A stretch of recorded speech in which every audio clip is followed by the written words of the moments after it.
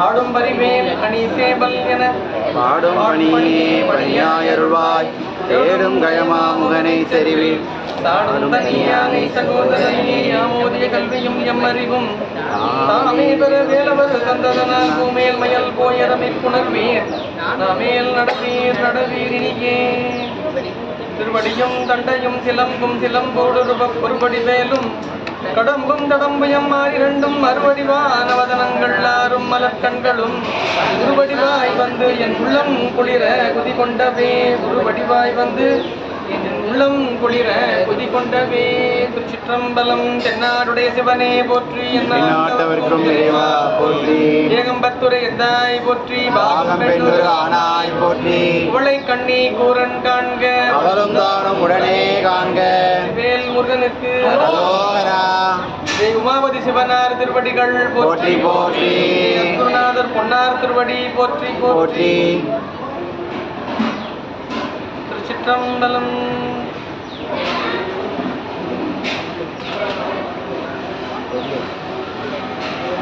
அடியார்க்கு எளியன் என்று தில்லை அண்ணல் அருளும் திருமுகத்தின்படியே பெற்றான் சாம்பார்க்கு பரமுத்தி அப்பொழுதே உடலும் கரைவுற்று அடைந்திடுவார்.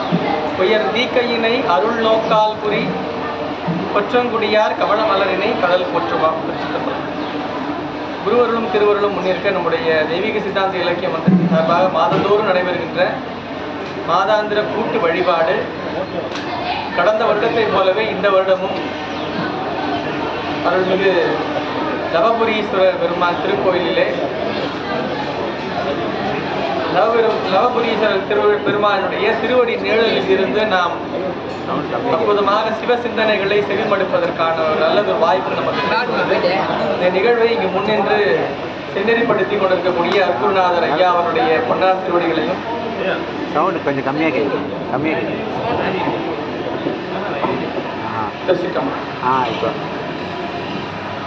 அருள் தரும் சௌந்தராம்பிகை அம்மை உடனாய அருள்மிகு லவபுரீஸ்வரர் பெருமானுடைய திருவடி நிழலிலே நம்ம எல்லாம் தென்னெறியிலே போற்றி வழிபாடுகளை எல்லாம் சன்னதிகளில் இருந்து நம்ம எல்லாம் நெறிப்படுத்தி நிறைவாக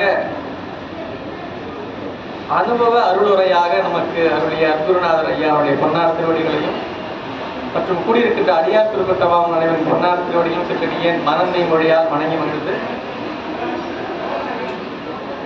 வழிபாட்டில் நிறைவிலே நாம் திருவருட்பயனை சிந்திக்கும் முகமாக கடந்த 2.5 வருடங்களாக திருவருட்பயனை நாம் தொடர்ந்து சிந்தித்து வருகின்றோம். 1 வருஷத்துலாம் முடிக்க சொல்லி அவர் சொன்னாங்க. நான் முதல் வருஷத்தே சொல்லிட்டேன், கை தூக்கிட்டேன். நான் ஏன் என்னால முடியாது.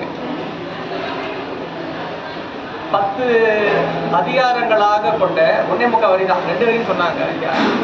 முதல்லாம் 2 வரி தான். ஆனா அது 2 வரி கூட கிடையாது, 1.25 வரி தான். 1.25 வரி தானேன்றதுனால நம்ம ஒரே ஒரு மணி நேரத்துல 10 சொல்லிடலான்னா 10 அப்படியே பறந்து போயிடும். அப்படியே 10 பறந்துடும்.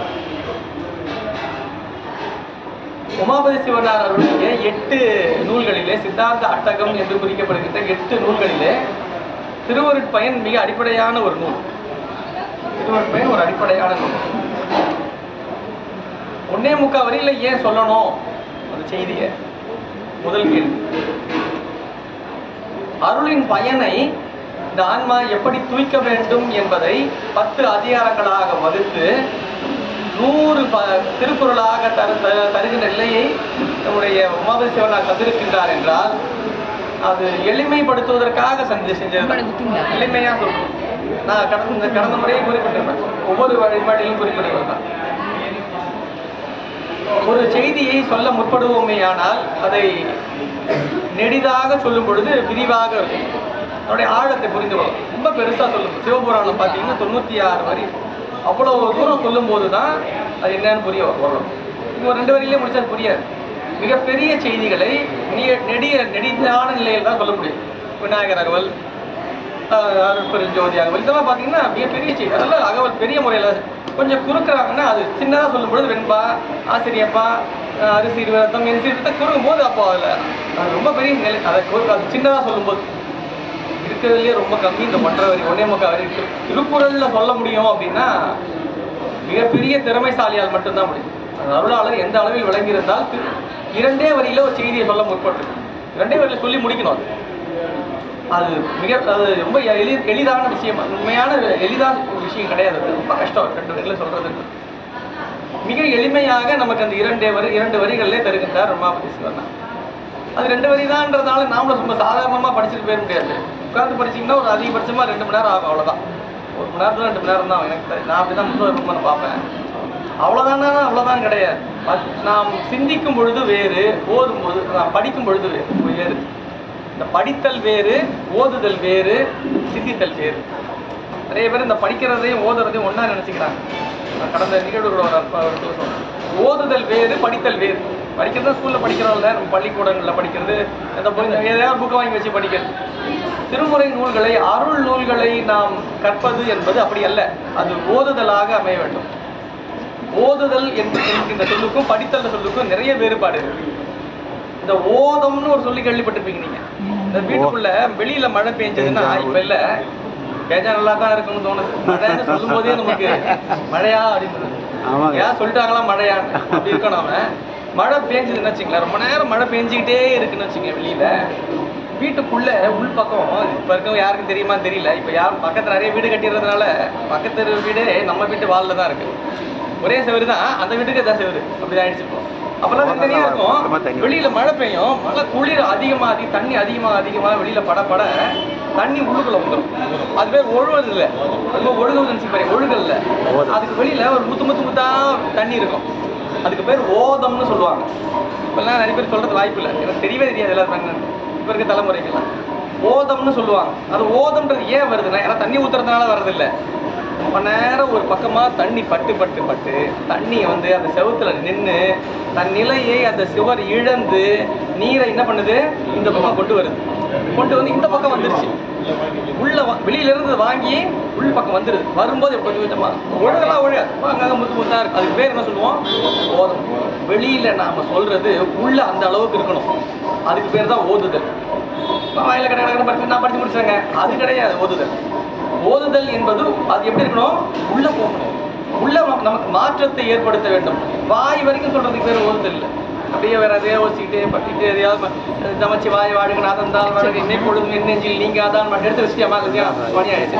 அப்புறம் அதை விட்டு திருப்பி ஆரம்பிப்பேன். சாமிக்கே கன்ஃபியூஷன் ஆயிரும். எங்க வழியில விட்டா எங்க பாடிட்டு இருக்கேன், சாமியே கன்ஃபியூஷன் ஆயிரும். எதமோ பாடிட்டு இருக்கேன், சரி வேற வழி. அப்படி இல்லை. ஓதுதல் என்பது என்ன, நம்முடைய சிந்தை ஒரு நெறியில் நின்று ஒரு முகமாக நின்று மற்ற எல்லாவற்றிலிருந்தும் விலகி ஒன்றை மட்டுமே நினைந்து நாம் அதை சொல்லும் பொழுது அதுக்கு பேர் தான் ஓதுதல். அப்பதான் உள்ள போகும். வெளியில எதுவுமே கேட்காது. இப்ப திருவூர் பயன் இந்த செய்தியை சொல்றது காரணம்னா இன்றைய சிந்தனைக்குரிய பாடலே தான். திருவூர் பயனை மிக அற்புதமாக நமக்கு அமைத்து தருகின்றார் நம்முடைய உமாவதி சிவனார். ஒவ்வொரு மாதம் ஒரு வகுப்பு, ஐயா சொன்ன மாதிரி வாரமாக இருந்தால் கூட நமக்கு கொஞ்சம் நினைவில் நிற்கும். மாதமா இருக்கிறதுனால போன மாதம் தானே அப்படின்னு போயிடுச்சா, இந்த மாசம் தான் பார்க்கணும். நம்ம திருவூர் பயன் ஆமா திருவூர் பயன் அப்படிங்கும் போது நம்ம மறந்துடக்கூடாது. நம்ம ஞாபகம் பண்ணணும் இல்லையா. பதிமுது நிலை, உயிரவை நிலை, இருள் மல நிலை, இதெல்லாம் அதிகாரம்.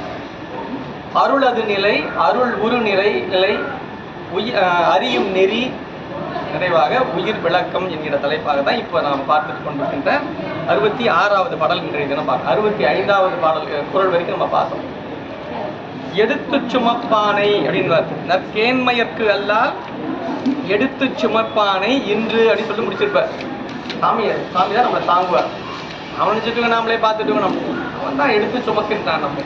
நாம் நினைந்து கொண்டு இருப்பது போல, நம்முடைய அறிவு நினைந்து கொண்டு இருப்பது போல நாம் நம்மை நடத்தி கொண்டு செல்லவில்லை, நம்மை ஒருவன் நடத்தி கொண்டு செல்லுகின்றான். ஒரு செய்தி சொல்லுவாங்க, ஒரு செய்தி வர ஒரு கதை தான். ஒரு இறைவனை ஒருவன் வேண்டி நின்றான். என்னன்னா, எனக்கு எப்பெல்லாம் கஷ்டமா இருக்கோ அப்பாவது என் கூடவே இருங்க சாமியை கேட்டானா. எனக்கு ரொம்ப கஷ்டமா இருக்கும் போது என் கூடவே இருக்கணும் சாமி. சரி உனக்கு ஏன் அது இருந்துட்டா போச்சு, இருக்கிறேன்ட்டாரா சாமி. நீங்க அப்படி இருக்கிறீங்கன்றதுக்கு எனக்கு ஒரு உறுதி வேணும்ல. நான் எப்படி தெரிஞ்சுக்கிறது இருக்கிறேன்றது? பக்கத்துல சாமி இருக்க மாட்டாரு. இருக்கன்றது எப்படி தெரியும் அப்படின்னா, நீங்க அப்ப என்ன பண்ணணும், நான் நடந்து போயிட்டே இருப்பேன். நான் நடந்து போகும்போது என் நடந்து போற வழியில 4 தடம் தெரியும் எனக்கு. 4 தடம் தெரிஞ்சா நம்மளுக்கு 2 சாமி கூடவே தான் வந்துட்டு இருக்காரு போல அப்படின்னு தெரிஞ்சுப்பேன் நானு அப்படின்னு கேட்டா நான் வரேன்னு கேட்டேன். சாமி சரின்னு கொடுத்துட்டா, சரி அப்படியே இருக்கட்டும்.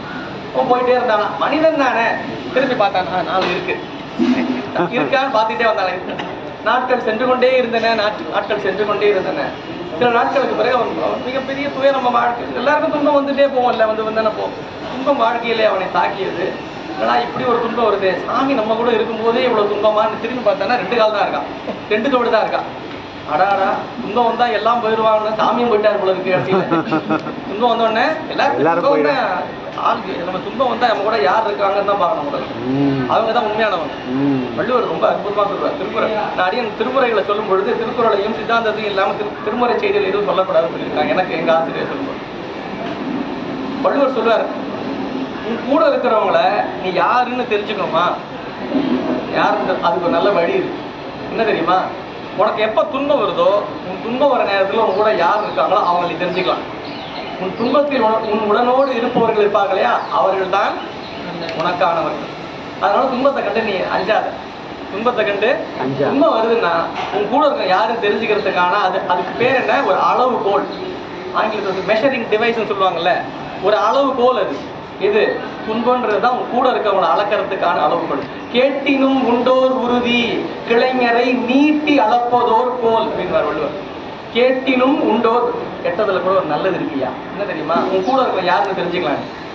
உன் கூட இருக்கவன் யாருன்னு தெரிஞ்சுக்கிறதுக்கான அளவுகோல் இது ஒரு துன்பம் தான். இப்ப நமக்கு துன்பம் வந்துருச்சு, இவன் நினைச்சான் துன்பம் வந்து கட்டு சாமி கூட எல்லாம் போயிட்டேன், சாமியை பார்த்து நினைச்சானா என்ன சாமி துன்பம் தான், எல்லாம் போயிட்டான், பணம் போச்சு, புகழ் எல்லாமே போச்சு துன்பத்துல, கடைசியில நீங்களும் போயிட்டீங்களே. சாமி பார்த்தாரு, ஏன்பா அப்படி சொல்றேன், 2 கால் தான் இருக்கு, 2 தோட காணும், அது 2 எது தானே.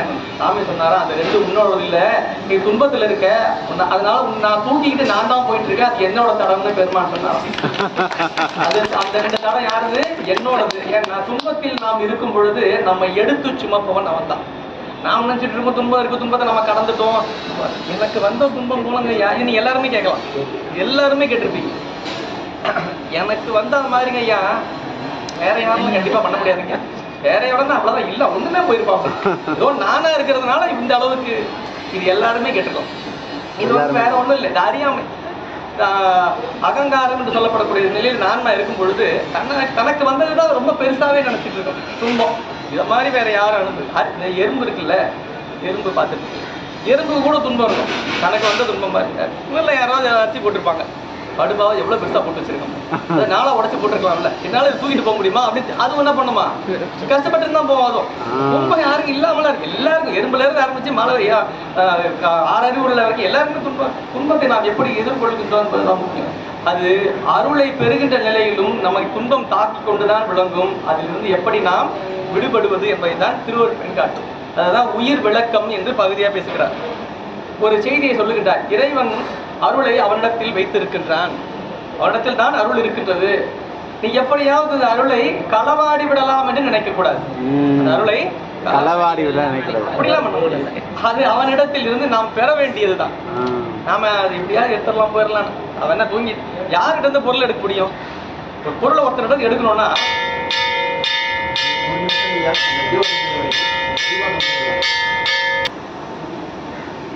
ஒரு பொருளை ஒருவன் களவாடுகின்றான், ஒருவரிடமிருந்து எடுத்துக் கொள்ளுகின்றான் என்றால், இந்த களவு என்பது எப்பொழுது நடக்கும் என்றால், அவர்கள் உறங்குகின்ற பொழுது ஒரு பொருளை ஒருவரிடமிருந்து எடுத்து விடலாம். இன்னொரு நிலை, அவர்கள் அந்த பொருளின் மீது கவனம் இல்லாது இருக்கும் பொழுது எடுத்து விடலாம். அதுதான் கவருதல் என்பது இல்லையா? கள்ளம் என்பது எப்படி நிகழும்? அவங்க தூங்கிட்டு இருக்கணும், தூங்கிட்டு இருக்கும்போது எடுக்கலாம் நீங்க அந்த பொருளை. அவங்க இல்லைன்னா அவங்க கவனம் இல்லாம அப்பதான் அந்த பொருளை எடுக்க முடியும். இல்லைன்னா அவங்ககிட்ட இந்த பொருளை இல்லையா? ஒரு 2 பேரு ரயில்ல பயணிச்சிருந்தாங்க. இது ஒரு பயணம், 2 பேர் தான் அந்த பெட்டியில இருக்காங்க. பருத்து 2 பேருக்கு. அவர் அந்த பக்கம் பருத்து, இந்த பக்கம் உட்காந்துருக்கவர் பணத்தை எடுத்தாரு, வட்டியை திறந்தாரு, பெட்டியில் பணத்தை எடுத்தாரு, பணத்தை கடை எண்ணி பார்த்தாரு. அந்த பக்கத்தில் இருக்கவர் பார்த்தான், எங்க அப்பா எவ்வளவு பணம் வச்சிருக்காரு, அவன் திருடன், எப்படியா இருந்தாலும் தூங்குவான், இப்படி நான் பரத்துல தான் வந்திருக்காரு, அப்படி கண்டிப்பா படுப்பா இருக்கியா. தூங்கும் போது நம்ம என்ன பண்ணுவோம், பணத்தை எடுத்து முடிவு பண்ணான். அவன் அப்படி எழுந்து அப்படி வெளியே போற மாதிரி போனான். அவர் இருந்தார், கொஞ்சம் நேரம் கழிச்சு ஐயா நான் கொஞ்சம் போயிட்டு வரேன் அவர் ஒடிக்கா போனார். படுக்க போகிறாரு. போயிட்டு என்ன பண்ணார், ஒடிக்கா போனேன். அவர் அப்பா அவன் வந்தது தான். அவன் என்ன பண்ண, எப்படியாவது சவுண்ட் வைக்கிறான் பின்னாடி கேட்கல. அப்போ அவர் அந்த கையில் பணம் வச்சிருந்த அந்த பணக்காரருக்கு அவர் ஒடிக்கா போனார், உள்ளே போனார். இவன் பார்த்தான், கடை எடுத்து பேக்கெல்லாம் தேடி பார்த்தா அவர் பேக்கில் எங்கேயுமே காணும். மனசு இவ்வளோ கட்டு வச்சிருந்தாரு பணத்தை, எப்படியா இடத்துல பார்த்தா காணும். சரி என்ன பண்ணா அவர் திருப்பி வந்தார், படம் தூக்கிட்டாரு. இவனும் அவர் நல்லா தூங்குறாரான்னு பார்த்தான். அவர் நல்லா தூங்கிட்டாரு. திரும்பி தேடி பார்த்தான், பேக்கெல்லாம் போட்டு பிடிச்சி இங்கே நம்ம மேலே கீழே எல்லாத்தையும் பார்க்குறான். மணி ஆயிடுச்சு, இவனுக்கு தூக்கம் அதிகமாகிடுச்சு, இவனுக்கு தூக்கம் வந்துருச்சு. நம்மளும் 10ல் தான் வந்திருக்கோம். நம்ம இது அவன் தூங்கிட்டு காலங்காலத்தில் நிறைவாக எழுந்துட்டான். அவர் அப்போ தூங்கிட்டு அவன் எழுந்த உடனே அவனுக்கு திருப்பு கொள்ளலை. அவன் இறங்கி போக வேண்டிய இடத்துக்கு போகிறதுக்கு முன்னாடி அவனுக்கு ஐயா நீங்கள் என்னை மன்னிச்சிருங்க, என்ன நான் உங்கள் பொருளை களவாடலாம் தான் வந்தேன். நான் இங்கே பல முறை என்னென்னமோ தேடி பார்த்தேன், நான் பொருளை காணோம். ஆனால் பொருள் இங்கே வச்சிருந்தீங்க, நான் பார்த்தேன். அந்த பொருள் எங்கே வச்சுன்னு தெரியவே இல்லை, எங்கே வச்சிருக்கேன் அந்த பொருளை. அவன் உடனே எடுத்துருச்சுக்கிட்டு வேற எங்கேயும் இல்லைப்பா, உன் தலைக்காணிகள் வச்சிருக்கேன். அவன் எல்லா இடத்துலையும் தேடி இருக்கான், அவன் தலைக்காணிகளை தேடல. ஏன்னா அவன் திருடன்றது அவனுக்கு தெரிஞ்சிருக்கு. அதனால எங்க வச்சாலும் எடுத்துருவான்னு தெரியும் அவருக்கு. அதனால என்ன பண்ணிருக்காரு, பணத்தை அவன் தலைக்காணிகள் வச்சிருக்க, அவன் அங்க தவிர மற்ற எல்லா இடத்தையும் தேடி இருக்கான். நாம அப்படித்தான் இருக்கோம். சாமி எல்லா இடத்துலையும் தேடிட்டு இருக்கோம், ஏகப்பட்ட இடத்துல தேடிட்டு இருக்கோம். அங்க எங்க எப்படியாவது பிடிச்சிடலாம், எப்படியாவது பண்ணிடலாம், அங்க போயிடலாம், இதை பண்ணிடலாம், அதை பண்ணி நம்ம கிட்ட தான் இருக்கான்றதே நம்ம விட்டோம். நம்ம கிட்ட தான் இருக்கான்றத எங்கெங்கேயோ தேடிக்கிட்டு இருக்கோம். அப்படித்தானே நம்ம போயிட்டு இருக்கோம். நமக்கு சாமிக்கு இங்க ஒரு எதிர்மறையில கேள்வியா வைக்கிற யாரு, உமாபதி சிவனார். வஞ்சமுடன் ஒருவன் வைத்த நிதி கவர துஞ்சினோ போயினோ சொல். இல்ல நீ அவன்கிட்ட இருந்து அருளை எப்படியாவது எடுத்துடலான்னு முடிவு பண்றியே, அவன் என்ன தூங்கிட்டா இருக்கான்? இப்படிதான் கேட்கிற. எப்படி கேட்க, அவரை தூங்கிட்டா இருக்காரு. இல்லைன்னா அவன் கவனம் இல்லாம வேற ஏதோ கவனத்துல இருக்கான், அவனுக்கு எப்படியாவது கவனத்துல. அப்படிலாம் முடியாது. அருளை அவனிடமிருந்து நாம் பெற வேண்டும் என்றால் அவன் உறங்கி இருக்க வேண்டும். அவன் உறங்குகிறானா? இல்லையே. எப்பொழுதுமே அவன் விழித்து, அவனுக்கு உறக்கமே கிடையாது பெருமான், இல்லையா? உறங்காமே என்னை காத்தாய் போற்றின்றார் சொல்றாருல்ல அப்பர் பெருமான். அவர் தூங்குறதே. அப்புறம் எப்படி எடுத்துக்க முடியும் அருளை விட்டு வந்து? அவர் கவனம் இல்லாம இருக்காரு.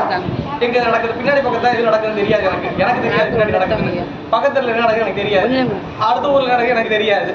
என்ன ஏமாத்தலாம், அவருக்கு தெரியாதா? அவருக்கு கவனம் இல்லாம இருப்பாரு எந்த நேரத்துலயாவது? எல்லா நேரங்களிலும் அவருடைய கவனம் இல்லாத நேரமும் கிடையாதுல்ல. அவனுக்கு மறப்பும் கிடையாது, நினைப்பு மறப்பும் அற்றவன், அவன் உறக்கம் அற்றவன். அவனிடமிருந்து அருளை எப்படி நம்மால் கவர இயலும்? நம்மால் கவர முடியாது இல்லையா அப்படின்னு கேள்விதான் இது. பதில் என்ன என்றால், இதற்கான விடை என்ன என்றால், அருளை அவனுடைய விருப்பம் இல்லாமல் அருளை நம்மால் பெற இயலாது. அவன் அருளாலே அவனால் வணங்கி. நம்ம திருமுறைகளை எல்லாம் படிக்கும்போது சித்தாந்த உணர்வோடு, சித்தாந்த அறிவோடு நாம் திருமுறைகளை அணுகும் பொழுதுதான் அருளாளர்களுடைய அந்த உட்கிடை என்ன என்பதை நம்ம புரிஞ்சுக்கணும். இல்லைன்னா இது ஒரு பாட்டா மட்டும்தான் இருக்கும். பாட்டா பாடிட்டு இருக்கிறது நமக்கு உள்ள போகணும்னா என்ன ஆகணும், பொருள் தெரியணும்ல. சொல்லிய பாட்டின் பொருள் உணர்ந்து சொல்லுவார் மணிவாசகர். பொருள் தெரிந்து இல்லை. பொருள் தெரிஞ்சா நமக்கு யூடியூப் இருக்கு, கூகுள் இருக்கு, ஏகப்பட்டது இருக்கு. நமக்கு அதை வச்சு எதையாவது தெரிஞ்சுக்கலாம். பொருள் தெரிந்தல்ல, பொருள் உணர்ந்து அனுபவ நிலைக்கு. பொருள் எந்த பொருள்? சிவம் தான் பொருள் என்பதை உணர்ந்து நாம் சொல்வோமே ஆனால் அதுதான் பயன் தரும். அது நமக்கு சித்தாந்தம் தான் கற்று தருது. சித்தாந்த அறிவு இல்லாமல் நம்மால் சித்தாந்தம் என்பது கண்ணாடி போல்னு வச்சுங்களேன். சாதாரணமா தெரியும்ப்பா ஒரு பொருள், கண்ணாடி போட்டு பார்த்தா நல்லா தெரியும் இல்லையா? திருமுறைகள் என்பது, திருமுறைகளை நாம் நோக்கும் பொழுது சித்தாந்த பார்வையோடு நோக்கினால் உண்மையான பயனை நாம் நுகரலாம். இங்க அதான் சொல்றாரு. அவர் என்ன சொல்றாரு, அருளை அவனுடைய விருப்பம் இல்லாமல் நம்ம அவன் தரணும். அருள் என்பது அவன் தந்தால் நாம் பெறக்கூடியது. பெருகின்ற நிலையில் நாம் இருக்கின்றோமா என்பதுதான் கேள்வி. பெருகின்ற நிலையில் நாம் இருக்கோம். அவன் கொடுக்கறானா நம்ம கொடுக்கறானா வாங்குற நிலையில் நாம இருக்குமா? அவர் கொடுக்க தயாரா இருக்காரு, நம்ம வாங்குற தயாரா இருக்கும். நல்ல காலேஜ் டிகிரி கொடுத்துட்டு தயாரா இருக்கு. எனக்கு டிகிரியே கொடுக்க மாட்டாங்க சார் என்ன சொல்றாங்க, என்ன பண்ணுவோம்? கொடுக்க மாட்டாங்க. அவர் காலேஜ்லயே சேரல, காலேஜ் சேர்ந்தாதான் டிகிரி கொடுப்பாங்க. இவர் சேரவே இல்லையா, அப்புறம் எப்படி கொடுப்பாங்க? சேரவே எனக்கு கொடுக்கவே இல்லை. நம்ம ரொம்ப வருத்தப்பட்டோம். ஏன் அந்த காலேஜ் ஒரு மேல தனிப்பட்ட காழ்ப்புணர்ச்சியோடு இருக்கு? அதெல்லாம் இல்லை. அவர் காலேஜ்லயே சேரல. சேராம வந்து சொல்லும் போது சொல்லிக்கலாம்ல, எனக்கு காலேஜ் டிகிரியே கொடுக்கல. இப்ப நாம் என்ன பண்ணிட்டு நமக்கு அருளை தரவில்லை. அருளை பெறுவதற்கான தகுதியில் நாம் இருக்கின்றோமா? அந்த தகுதியில் நாம் நம்மை மேலேற்றிக் கொள்ளுகின்றோமா என்பதை நாம் பார்க்கணும். அதற்கு நாம் செய்ய வேண்டியது என்ன? அவனை நித்தரும் வழிபாடு செய்து கொண்டே இருத்தல். அப்போ நாம அருளை பெற்ற நிலையிலே ஒவ்வொரு ஆன்மாவுக்கு அருள் கிடைத்துக் கொண்டே இருக்கு. நாளும் அருளை அவன் தந்து கொண்டே இருக்கின்றான். அந்த ஆன்மா அதை உணர்கிறதா என்றால் இல்லை. நமக்கு ஒண்ணும் கொடுக்கல, ஒண்ணும் கொடுக்கலன்னு தான் தோணும். ஒண்ணும் கொடுக்கல, இல்ல கொடுத்துருக்காரு. அருளாளர்கள் என்ன நினைச்சாங்க? தனக்கு கொடுத்ததை எல்லாவற்றையும் பேசினார்கள், தனக்கு தராதை பத்தி பேச. ஆனா நாம் எது நமக்கு தரப்படாததோ அதை தான் முதல் பட்டியலில் வச்சிருக்கோம். நம்ம என்னென்னலாம் கொடுத்திருக்காருன்றத அவன் அருளை ஒவ்வொரு ஆன்மா அருள் வெளியில் இருந்து வருவதில்லை. திருவருட்பை நிறைவு செய்யும் பொழுது பாத்தீங்கன்னா தெரியும், முழுக்க முழுக்க முழுக்க தலைப்பே அருள் தான். அருளுடைய பையன் தான் ஆரம்பிச்சு பேசிட்டு வர்றாரு. இவ்வளவு அதிகாரம் நிறைவுல போகும்போது அருளை மட்டும் வச்சு நீ ஒண்ணும் பண்ண முடியாது தெரியுமான்னு அப்படியே ஷாக்க. திருவருட்பை இன்னொரு பேசி முடிச்சுட்டேன் நானு.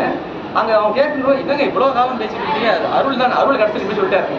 அருள் எதற்காக என்றால் அவனிடத்தில் கொண்டு சேர்க்கின்ற வரையில் அருள் முக்கியமா துணையா நிற்கணும். அவங்ககிட்ட சேர்ந்துருச்சா அது கதை அவ்வளவுதான்.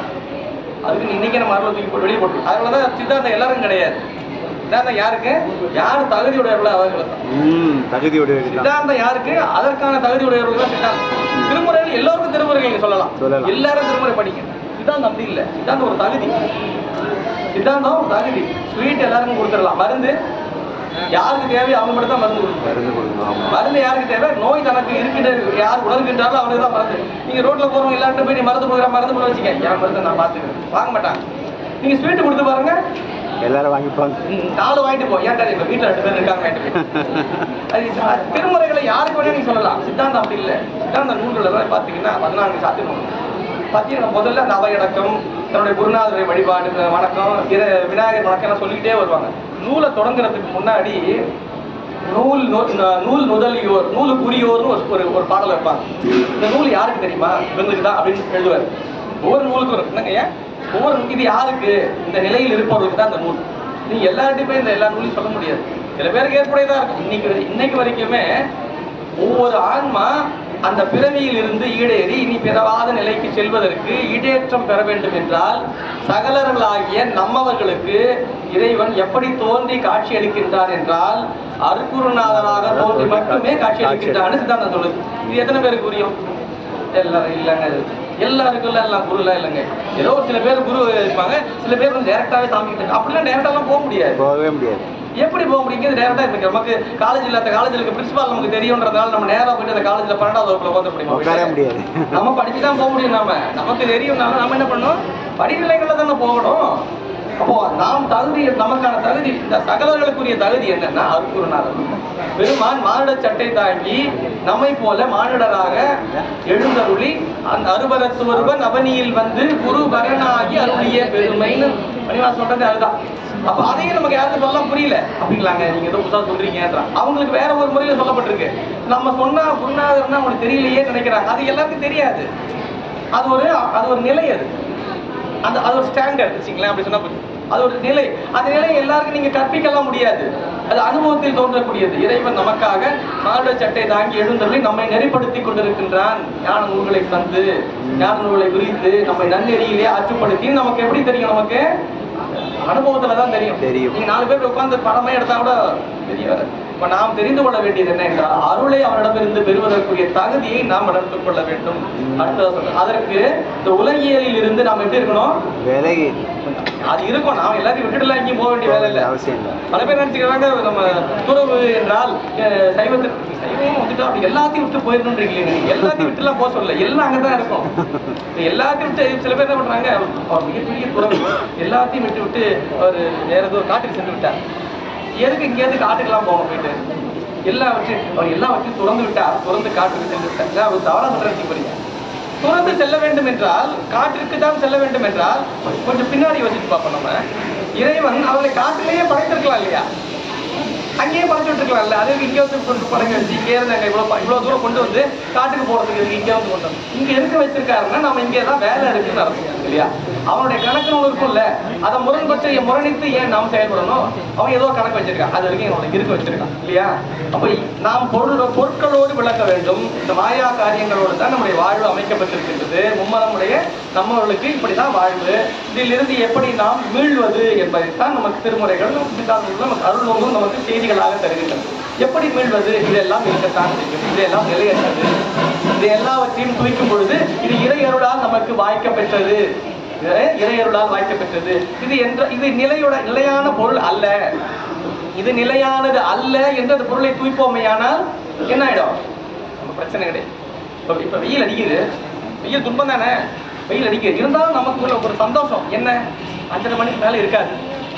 5:30 மணிக்கு மேல இருக்காது இல்ல, நல்ல வேலை 5:30 மணிக்கு நமக்கு நாளைக்கு நைட்டு முழுக்க அடிக்க வெயில்னு வச்சுக்க எப்படி இருக்கும் நமக்கு?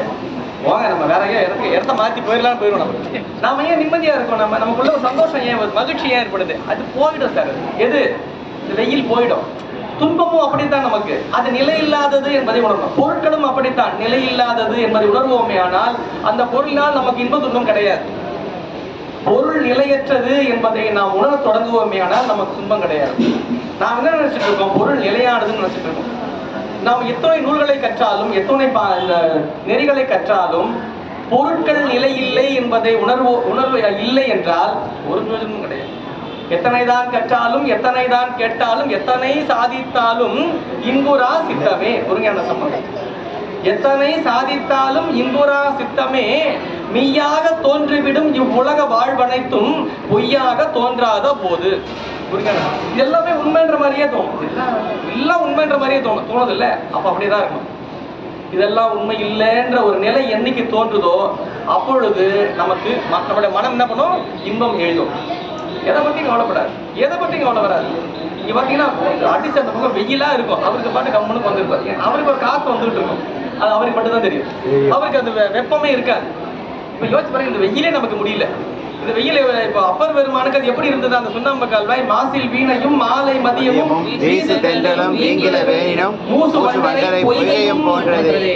போன்றதே. ஏது இந்த வெயிலே நமக்கு, நம்ம இந்த வெயிலேயே எப்படி இருக்குன்னு நினைக்கிறோம். சுண்ணாம்பு கால்வாய் எப்படி இருக்கும்? இதை விட 10 மடங்கு அதிகமா இருக்கும் சுண்ணாம்பு கால்வாய்.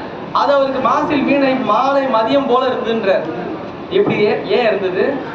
ஏன்னா பெருமான் திருவடி நேடலில் நாம் இருக்கின்றோம் என்கிற அனுபவம், அந்த உணர்வு. அதனால அவருக்கு அந்த துன்பமா தெரியல. இந்த பிறவி அப்படித்தான் நமக்கு.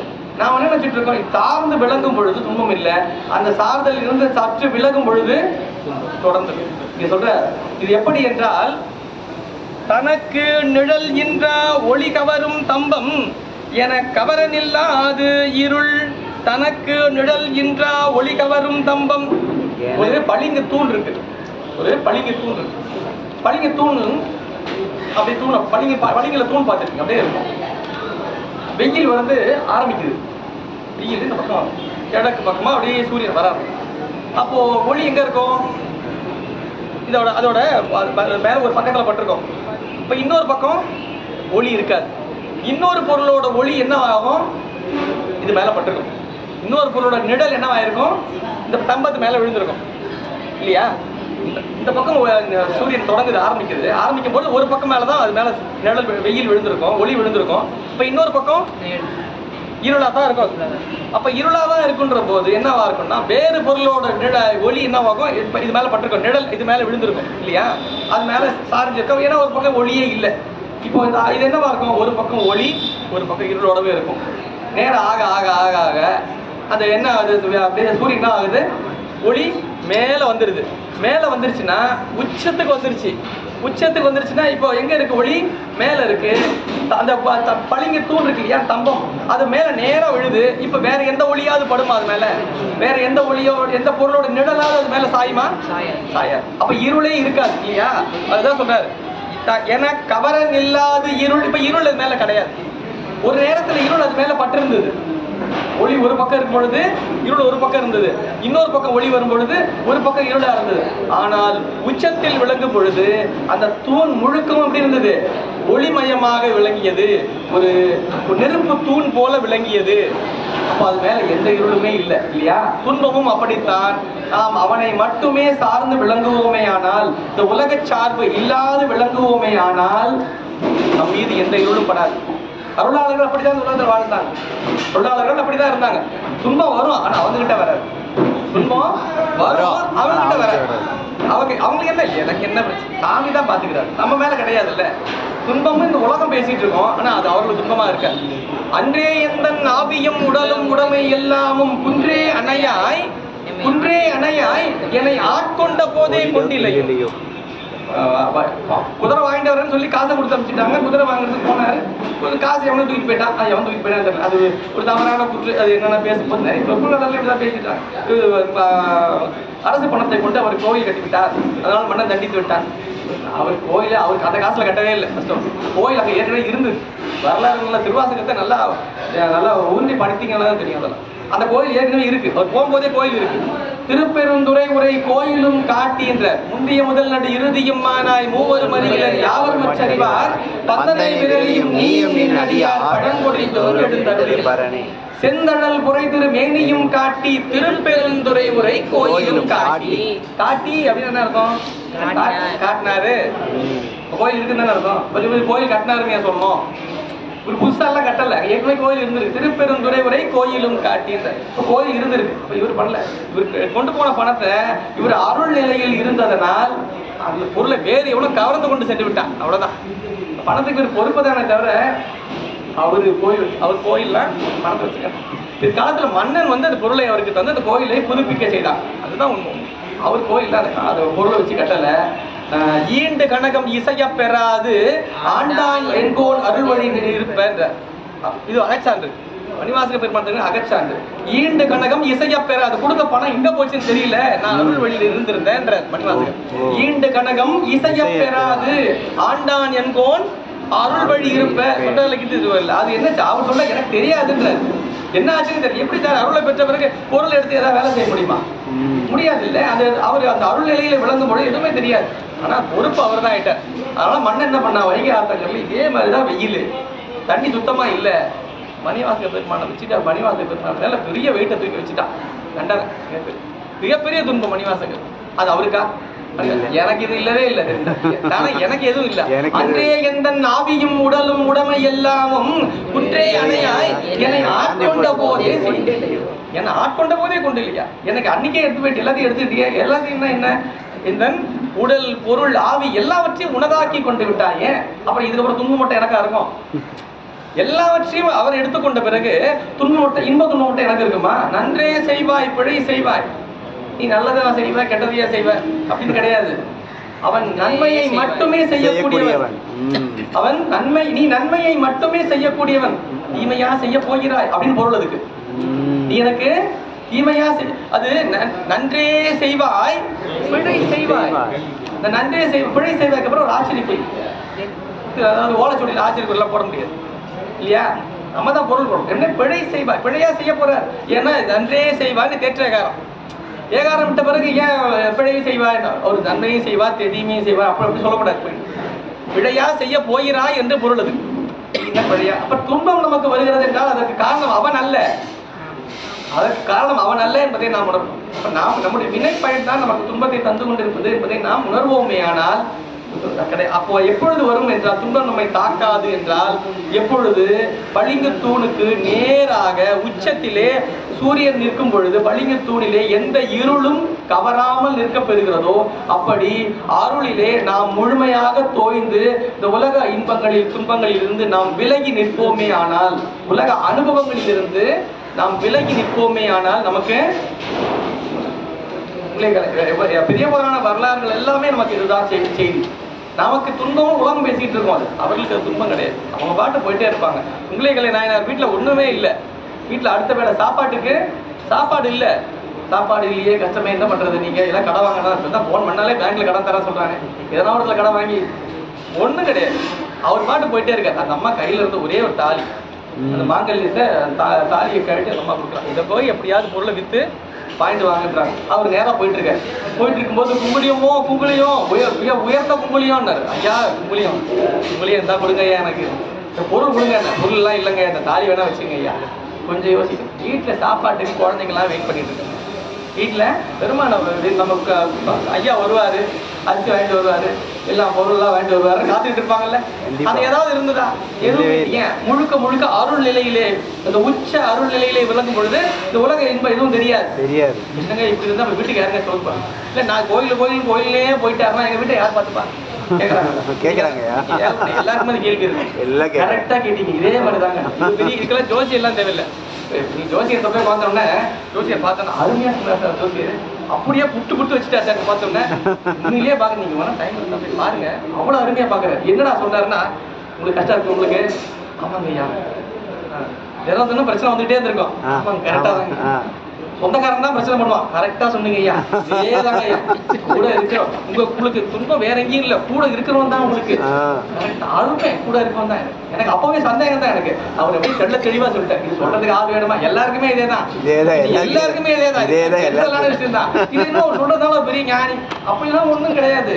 நாம் அப்படி எல்லாரும் நினைச்சுக்கிறாங்க, போய் கண்டுபிடிச்சிட்டோம் போயிட்டோம், எல்லாருக்குமே இருக்கிறதா, தனியா வேற சொல்றது.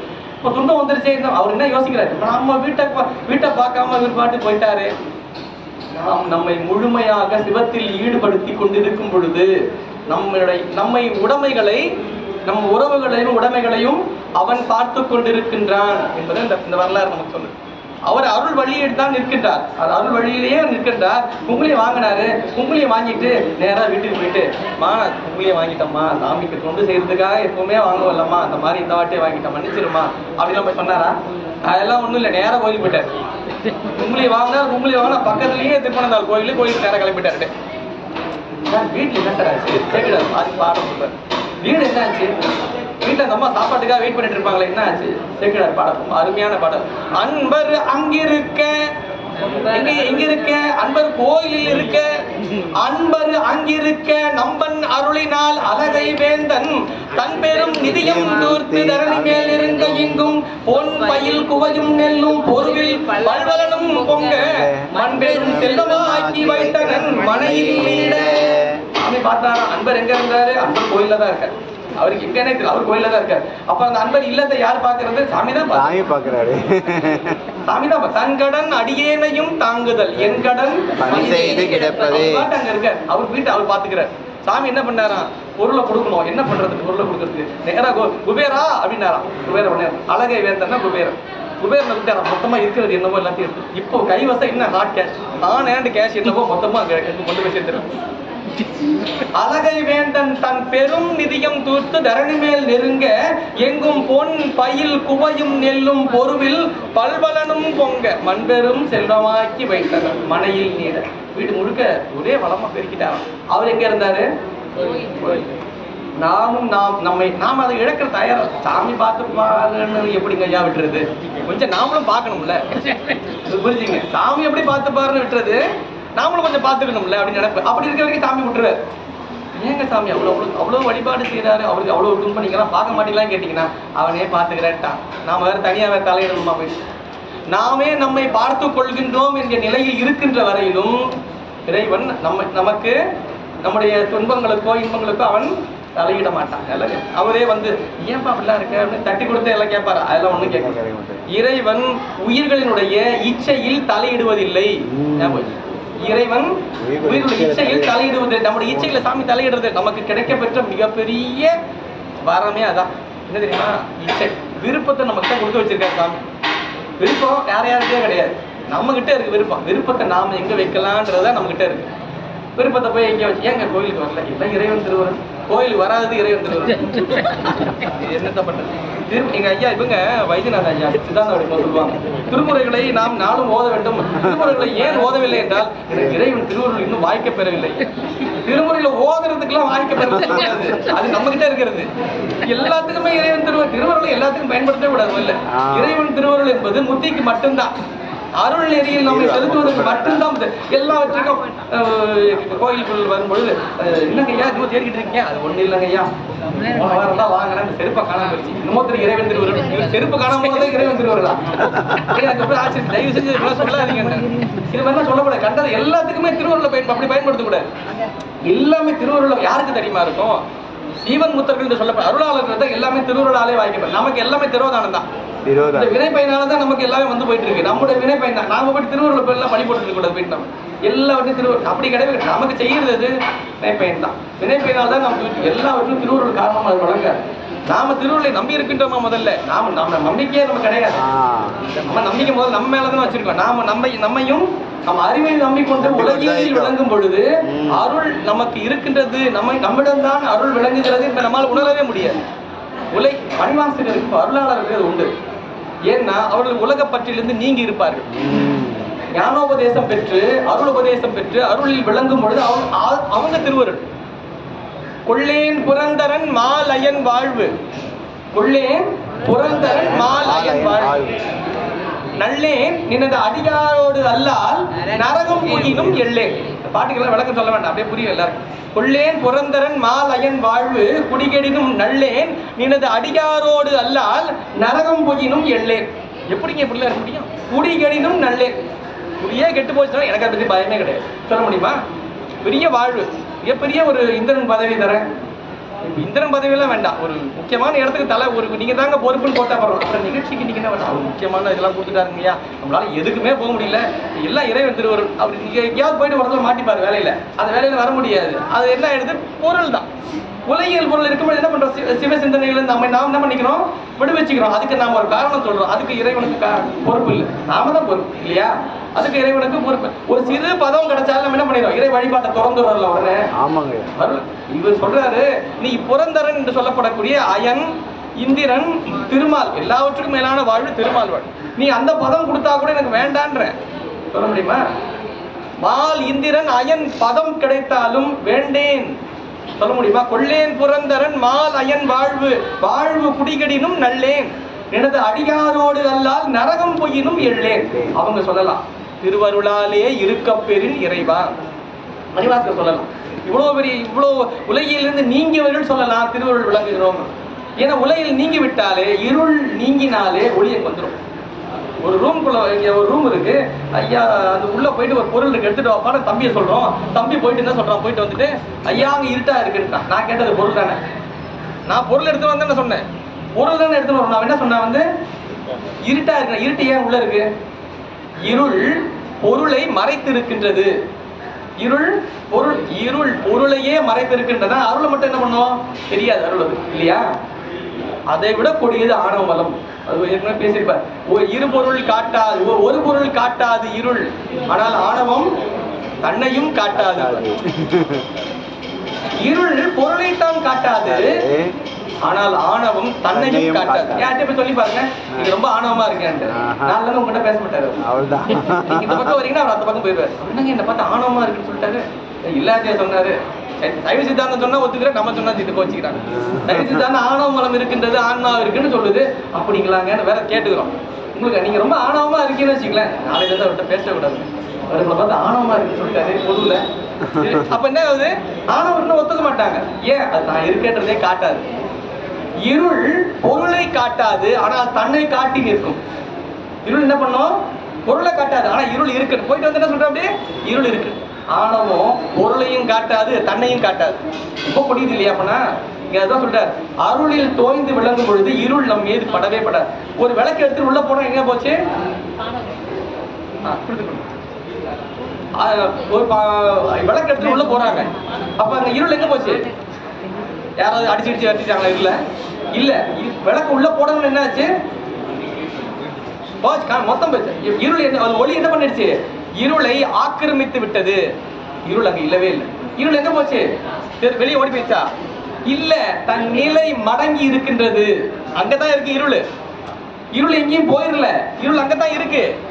ஒளி இருக்கிற வரைக்கும் வெளியே தெரியாது, ஒளி இருக்கிற வரைக்கும் தெரியாது. ஒளி போயிருச்சுன்னா திரும்ப வந்துடும். அவ்வளவுதான் சொன்னா, ஒளிக்கும் இருளுக்கும் ஒன்றே இடம். ஒளிக்கும் இருளுக்கும் ஒன்றே, ஒரு ரெண்டுத்துக்கு ஒண்ணுதான் இடம். இது இருந்தா அது வராது, அது இருக்கும்போது இது இருக்காது. இந்த உலக அனுபவம் இருக்கின்ற வரையில் நமக்கு திருவருள் அனுபவம் கிடைக்காது. நாம் கொஞ்சம் கொஞ்சமாக உலகில் நீங்கும் பொழுது அந்த அருள் அனுபவம் கிட்டும். அந்த அனுபவம் கிட்டோம்னா அதுக்கு நீங்க கிளம்பிக்க போயிடுறது இல்லை, இங்கதான் இருப்போம். நாம இதே பூ உலகத்துல தான் நாம் இருப்போம். ஆனால் நாம் அருளில் நாம் விளங்கி கொண்டிருப்போம். இருள் அது நம்மை கவராமல் விளங்குவோம் என்று சொல்லி அடுத்தது இன்னொரு பாட்டு சொல்றார். எப்பொழுதுமே இந்த ஆன்மா அருளை பெறுவதற்கான தகுதியை பெற்றாலும் கூட எப்பொழுதும் எப்படி இருக்கணும்? அருளுக்கு பின்னாடி தான் இருக்கணும். அருளை பெற்றுவிட்டேன்றதுக்காக அருளுக்கு முன்னாடி போயிடக்கூடாது. நான் அருளை பெற்று விட்டேன், நான் அருளை பெற்று அப்படிலாம் எங்கேயும் கிடையாது. எப்ப அருளை பெற்ற நிலையிலும் ஆன்மா என்னவா இருக்கும்? அருளுக்கு அடிமையாகத்தான் இருக்கும். சிவமாக்கி என்னை ஆண்ட மணிவாசல் சொல்றாருல்ல, நிறைய பேர் இதுதான் இந்த வேதாந்தம் பேசிக்கிட்ட இடம் தான். என்னன்னா, ஆம் பிரம்மாஸ்மி, நானே கடவுள் இன்னைக்கு கொஞ்ச காலம் இறைவனை வழிபாடு செய்து கொண்டே இருந்தேன், வழிபாடு செய்து கொண்டே இருந்தாலும் கடவுளாகவே மாறிவிட்டேன். அப்படியே கடவுள் ஆகிட்டாருன்றார். இது எப்படி தப்பா, எப்படி ஆகுது? டாக்டர் வீட்டுக்கு போனேன், எனக்கு நோய். டாக்டர் வீட்டுக்கு போனேன், டாக்டர் மருந்து கொடுத்தாரு, மருந்து சாப்பிட்டேன், நோய் போயிடுச்சு. நானும் டாக்டரும் ஒன்னாயிட்டோம் சொல்லாமா? நம்ம டாக்டரும் ஒன்னாயிட்டு சொல்லாமா? டாக்டர் சாப்பாடு சாப்பிட்றாரு, இவரு சாப்பாடு சாப்பிட்றாரு. டாக்டர் கார்ல போறாரு, டாக்டர் கூடவே கார்ல போறாரு. ஆனா இவர் டாக்டர் ஆயிட்டாரா? இவர் நோய் நீங்க பெற்றவர், அவ்வளவுதான். அவர் நோயை நீக்கும் தன்மை பெற்றவர் இல்லையா? என்றுமே சிவனாக ஆகாது உயிர், சிவமாம் தன்மையை பெறும், அவ்வளவுதான். அவரை மாதிரியே இவரு சாப்பிடுவாரு, அவரை மாதிரியே இவர் பேண்ட் சட்டை போட்டிருப்பாரு, அவர் மாதிரி இவர் கார்ல போவாரு, இவரு ஒன்னா படுத்து தூங்குவாங்க, ஒன்னா ஊருக்கு போவாங்க, ஒன்னா வருவாங்க. அதனால 2 பேரும் ஒண்ணு கிடையாது. சிவமாம் தன்மையை பெறுதல் வேறு. அப்பொழுது உயிர் என்னவா தான் இருக்கும்? அடிமைப்பட்டுதான் இருக்கும். எப்பொழுதுமே அனுபவ பொருள் என்பது வேறு, அனுபவிக்கின்ற பொருள் என்பது வேறாக இருக்கின்ற வரையில் தான் இன்பம் என்கின்ற ஒன்று நடக்கும். ஒரு லட்டு எடுத்து கொடுக்குறாங்கன்னு வச்சுங்களேன், இப்ப பார்த்தோன்னு என்ன தோணும்? லட்டு அருமையா, எவ்வளவு சுகர் இருந்தாலும் சரி, லட்டு நமக்கு அருமையா தான் இருக்கும் இல்லையா? எடுக்கையா லட்டு சாப்பிட்டு, ஒரு லட்டு ஒரு 10-20 லட்டு வச்சிருக்காங்க, மொத்த லட்டு சாப்பிட்டாச்சு. மொத்த லட்டு சாப்பிட்டு என்ன ஆகும்? மொத்த லட்டு சாப்பிட்டா சுகர் 400 மேல போயிடும், அவ்வளவுதான் இல்லையா? மொத்த லட்டு சாப்பிட்டா நம்ம லட்டு ஆயிடுவோமா? நம்ம லட்டு இனிப்பு தானே, இனிப்பு பொருளை நிறைய நாம் உண்ணும் பொழுது நாம் இனிப்பாயிருவோமா? இல்ல. ஆமா, ஏன்? அனுபவப்படும் பொருள் என்பது எப்பொழுதுமே வேறுதான். ஒன்னா ஆயிடுச்சுன்னு அப்ப இன்பம்ன்ற ஒரு அனுபவமே நிகழாது இல்ல. நான் லட்டு ஆயிட்டுன்னு வச்சுக்கலாம், அப்ப எனக்கு இன்பம் கிடைக்குமா? அப்ப உயிர் அறிவுடை பொருள். யோசிச்சு பாருங்க இல்லையா? நான் அது வாங்கினேன்னா நம்ம ஆயிட்டோம்னா அப்ப இன்பம் எப்படி கிடைக்கும்? அனுபவிக்க. அதாவது திரும்ப இது உண்மை வளர்த்த நிறைவுல சொல்லுவார், தன்னோட குருநாதர்கிட்ட மனவாசம் கடந்தார். கேட்கிறார், சாமியே முத்தின்னு சொல்றீங்களே, முத்தியில யார் இருப்பா? கேள்வி, நல்ல கேள்வி இல்ல. 53 பாடல்களை கொண்ட அற்புதமான நூலுக்கு உண்மை விளக்கம். கேட்கிற எல்லா கேள்வியும் கேட்டே வர 8 கேள்வி அடுக்கிறார். ரொம்ப அருமையா அந்த கேள்வி. எப்படி ஒரு குருநாதரிடத்திலே ஒரு சீடன் கேள்வியை முன்னிறுத்த வேண்டும் என்பதற்கான ஒரே ஒரு நூல் நமக்கு உண்மை விளக்கம். எப்படி ஒரு அந்த கேள்வியை அந்த வைக்கணும்ன்றது முறை, அந்த முறை அருமையா, ரொம்ப அருமையா சொன்னீங்க குருநாதா. இதை மாதிரி எனக்கு உண்மையிலே விளக்கல, உங்களை மாதிரி யாரும் விளக்கல, நீங்க தான் விளக்குனீங்க. அடுத்தது இப்படி ஒரு கேள்வி, அடுத்த கேள்வி வைப்பேன். ஒரு கேள்வி வைக்கிற முறை, பதில் தெரிந்து கொண்ட பிறகு அதற்கு தன்னுடைய நிலை எல்லாவற்றையும் உண்மை விளக்கத்தை பார்க்கலாம். ரொம்ப அருமையா பேசுவேன். அது கேட்கிற நிறைவுல முத்தின்னு சொல்றீங்களே, முத்தியில என்ன இருக்கும்?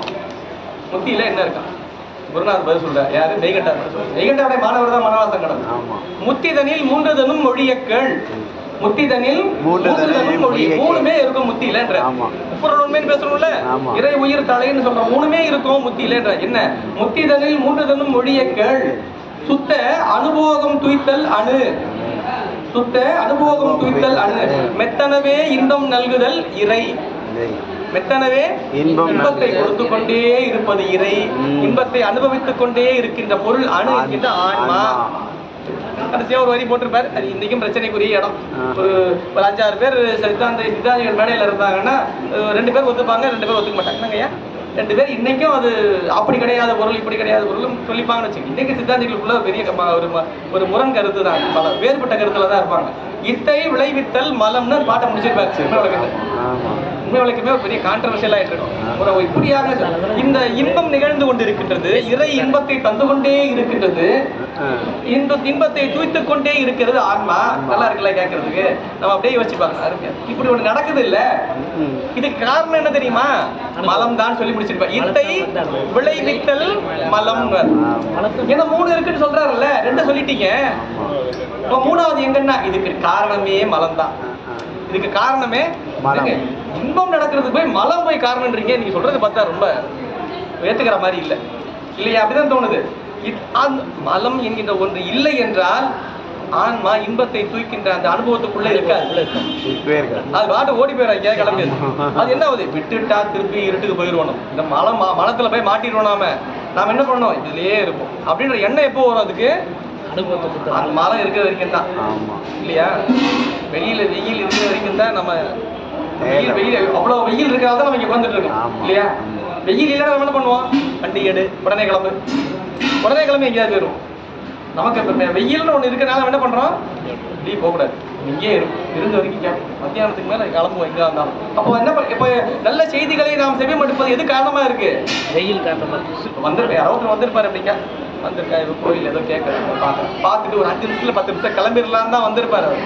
வந்து பார்த்துட்டு உட்காந்துருக்கும் போது பார்த்தா வெயில் அதிகமாயிடும், என்ன பண்றதுன்னு தெரியாது, என்ன பண்ணலாம், சரி பேசாத இருந்துருவோம், நம்ம இருந்து கொஞ்சம் நல்ல விஷயத்தையாவது கேட்போம். நல்ல விஷயத்த கேட்கறதுக்கு எது காரணமா இருந்துச்சு? வெயில். வெயிலா இருந்ததுனால என்ன பண்ணிட்டாரு? அப்போ அதுவும் காரணம் தானே. நமக்கு நாம் இன்பத்தை துய்ப்பதற்கு, இன்பத்தை பெறுவதற்கு சில மலங்களும் நமக்கு காரணமா ஒருத்தர் பார்க்கறதுக்கு அவர் வீட்டுக்கு போறாரு, அவர் பார்க்கலான்ட்டு, ஐயா வீட்டில் இருக்கீங்களான்ட்டு அவர் போய் பார்த்தாரு. ஐயா ஐயா இல்லைங்க ஐயா, ஐயா வெளியே போயிருக்காங்க, எப்படியும் ஒரு மணி நேரம் 2 மணி நேரம் ஆயிடும் வரதுக்கு, நீங்கள் எப்படி இருக்கீங்களான்னு. இல்லை நான் ரொம்ப தூரத்துலேருந்து வரேன் ஐயா, பார்த்துட்டு தான் போகணும். சரி என்ன பண்ணுறது, சரி நான் கொஞ்ச நேரம் கழிச்சு வரேனே அப்படின்னு சொல்லிட்டு வந்துட்டார் அவர். நான் வந்துடுறேன், 2 மணி நேரம் வரல, வந்துடுறேன்ட்டு வந்தேன். அப்படியே வந்துகிட்டே இருந்தாருன்னா லவபுரீஸ்வரர் கோயில், லவபுரீஸ்வரர் கோயிலில் வழிபாடுகளாக நடைபெற்று கொண்டிருக்கின்றன. சிந்தனைகளை எல்லாம் அன்பர்கள் அமர்ந்து கேட்டுக் கொண்டிருக்கிறார்கள். என்னமோ நடக்குது. சரி எப்படி நம்ம ஒரு 2 மணி நேரம் எங்கேயும் போக முடியாது, ஐயா வந்து இருந்தால் நம்ம வந்து உட்காந்து என்ன பண்ணுறாரு, வந்து உட்காந்து கேட்டுக்கிட்டு இருப்பார். உட்காந்து கேட்டு முடிச்சு என்னங்க ஐயா நிகழ்ச்சிகள்லாம் அவர் இந்த மாதிரி மாதந்தோறும் நடைபெறுகிறது நிகழ்வு. பையன் சொன்னார், நிகழ்வு மாதந்தோறும் ஒவ்வொரு தலங்களாக நடைபெறுகிறது, ஒவ்வொரு மாதமும் தலங்களை கலந்து கொண்டால் நல்ல செய்திகளை எல்லாம் செவிமடுக்கலாம், நம்முடைய வழிபாட்டிலே நாம் நிறைய கற்றுக்கொள்ளலாம். இதெல்லாம் கேட்டுக்கிட்டே எல்லாம் கேட்டு முடிச்சுட்டு முடிச்சு கிளம்பிட்டார் அவர். ஐயா அடுத்த மாதம் நிகழ்ச்சி வராரு அவர், அடுத்த மாதம் நிகழ்ச்சியாக வராரு, அடுத்த மாதம் நிகழ்ச்சி வராரு. ஏன் வராரு? அவங்க யாரும் அழைப்பு விடுத்தாங்களா? இல்ல, அந்த வீட்டுல ஒருத்தர் இல்லாம போனார் தெரியுமா, அதனாலதான் அவர் இங்க வந்தாரு. இத்தை விளைவித்தல் மலம். அவர் இல்லாம போன ஒரு காலம் இருக்கு இல்லையா, அவர் வீட்டுல இருந்தாரு அவர் கோயில் வந்திருக்க மாட்டார், அவர் வீட்டுல பார்த்து கிளம்பி போயிட்டு அவரு. அவர் இல்லாதனால என்னாச்சு, நாம் இன்பத்தை துய்ப்பது என்பது இது போன்ற எதிர்மறைகளாலும் நமக்கு நடைபெற்றுக் கொண்டுதான் விளங்கும். அதான் இத்தை விளைவித்தல் மலம். மலம் என்ற ஒன்று இல்லாமல் போயிடுச்சு வச்சுக்கேன், இன்பத்தை தூக்கணுன்ற எண்ணமே இருக்காது அதுக்கு. ஐயோ மலம் நம்மை பற்றி விடுமே, மலம் நமக்கு பிறவிகளை தருமே, மலம் நமக்கு துன்பத்தில் ஆழ்த்துமே, நிலையான இன்பத்தை நமக்கு தராமல் வைத்து விடும் எது இந்த மலம் அப்படின்ற இடம் இருக்குல்ல, அதுதான் முழுமையா நம்ம உள்ள வச்சுட்டு இருக்கோம். நமக்கு 9வது படிக்கிறான், 10வது போறதுக்கு என்ன வேணும், பரீட்சையில பாஸ் பண்ணாதான். நீ பரீட்சைன்னு ஒன்று இல்லைன்னு வச்சுங்களேன், அவன் படிக்கவே மாட்டான். அடுத்த வருஷம் நீங்க அப்படியே 9வது அப்ப படிப்பான அவன் படிக்க மாட்டான். 10வது முடிச்சுனா அப்படியே நீங்க 11 போயிடலாம். நீங்க அறிவு வளருமா? எப்படியா இருந்தாலும் போயிருவோம் சார். எதுக்கு சார் எப்படியா இருந்தாலும் போயிருவோம்னா படிப்பான அவன் படிக்க மாட்டான். தேர்வு தேவை இல்லையா? தேர்வு இருந்தாதான் படிக்கணும், மனப்பாடம் பண்ணணும். இதெல்லாம் மனப்பாடமே இல்லை யாரும். அந்த காலத்துல திருக்குறள் 20-20 திருப்புகள் மனப்பாட பகுதினே ஒன்று இருக்கும். எங்க மனப்பாடம், எங்க யார் மனப்பாடமே இல்லை. எது வர டக்குனு கால்குலேட்டர் தட்டுறான், டக்குனு ஒரு காலத்துல நீங்க நம்ப மாட்டீங்க, 2001 1999 சில தொலைபேசி எண்கள்ல எனக்கு அவ்வளவு நினைவுல இருக்கும். ஒரு 100-150 எண்கள் அப்படியே கடை கடை கடை நான் சொல்லிக்கிட்டே இருப்பேன். இப்ப என் ஞாபகமே எல்லாத்தையும் மொபைல்ல இருக்கேன், தனியா எங்க எடுத்து வச்சுக்கிறேன். நாம் சாதனங்களை நம்பியே நம்முடைய அறிவை பயன்படுத்துவதில்லை. அப்படிதான் நிறைய இந்த உலகியல் பொருள்களை நம்பி நம்ம என்ன பண்ணிட்டோம், நம்முடைய அறிவை செம்மைப்படுத்துவதை நாம் தவிர்த்து விட்டோம். அதான் சொல்ற சாமி என்ன பண்ற, என்னவா அருளுக்கு நாம் எப்படி விளக்கணும், பின்னாக விளங்க வேண்டும். உற்கை தரும் பொற்கை உடையவர் போல் உண்மை பின் நிற்கை அருளார் நிலை. அருளை பெற்றவருடைய நிலை என்ன தெரியுமா? உற்கை தரும் பொற்கை. உற்கை என்னன்னா ஒரு காலம் இப்ப இல்ல, ஒரு காலத்துல ஒருத்தர் பெரியவர்லாம் போறாருன்னு வச்சுக்கோங்க, ஒரு பந்தம் எடுத்துட்டு போவாங்க, தீவட்டி. அது சில பேரை திட்டும் போது சொல்லுவாங்க தீவட்டி தீவட்டி சும்மா போவாங்க, எதுக்காக போறானே அவன் தீவட்டி. அது உற்கை தர, அதான் உற்கைன்றது எரிகொள்ளி, அது தீவட்டின்னு சொல்றது. அது இருக்குன்னா அதை ஒருத்தர் எடுத்துட்டு போறான், அழகா ஒருத்தன் அந்த ஒளியை எடுத்துக்கொண்டே போகிறான். நாம எப்படி போகணும், அவன் கூட போகும்போது அவனுக்கு முன்னாடியே போகணும், அவனுக்கு பின்னாடி தான் போகணும். ஆமா இல்லையா? ஒளி சென்று கொண்டே இருக்கிறது என்றால் ஒளிக்கு நாம எப்படி போகணும், பின்னாக தான் செல்லணும். அப்பதான் ஒளியை நாம் பயன்படுத்தி கொண்டு செல்ல வேண்டிய இடத்துக்கு செல்ல முடியும். ஒளி தான் போகுது, ஒளி கூடவே போக வேண்டிய, ஒளிக்கு முன்னாடி போனா கீழே விட வேண்டியதான். ஏங்க முன்னாடி போனீங்க நீங்க, சீக்கிரம் போலாம். ஒளி தான் வருது, ஒளி வருதுன்னு போக கூடாது, ஒளிக்கு பின்னாகத்தான் செல்லும். உற்கை தரும் பொற்கை உடையவர் போல் உண்மை பின் நிற்கை அருளார் நாம் எங்க நிக்கணும்? அருளார் உண்மை பின் நிற்கை அருளார். உண்மைன்னா அருள். அருளுக்கு பின்னாடி தான் எப்பவுமே நிக்கணும். நாம அருள் நமக்கு கிட்ட இருக்கு, அருள் நமக்கு ரொம்ப நெருக்கமா இருக்குன்னு அருளுக்கு முன்னாடி போயிடக்கூடாது. இல்ல அருளுக்கு பக்கத்துல எல்லாம் போக கூடாது. அருள் போதா முன்னாடி. நீங்க வெளில பாருங்களேன், வெளிச்சம் போயிட்டே இருக்கும், தூரமா கிட்ட கொஞ்சம் தள்ளி வந்தீங்கனாலே வெளிச்சம் தெரியும். தெரியும் உங்களுக்கு. பள்ளம் இருக்கா, மேடு இருக்கா, வேற ஏதாவது இருக்கா, ஏதாவது கம்பாம்பு நட்டு வச்சுக்காங்களா, செவரு ஏதாவது இருக்கா?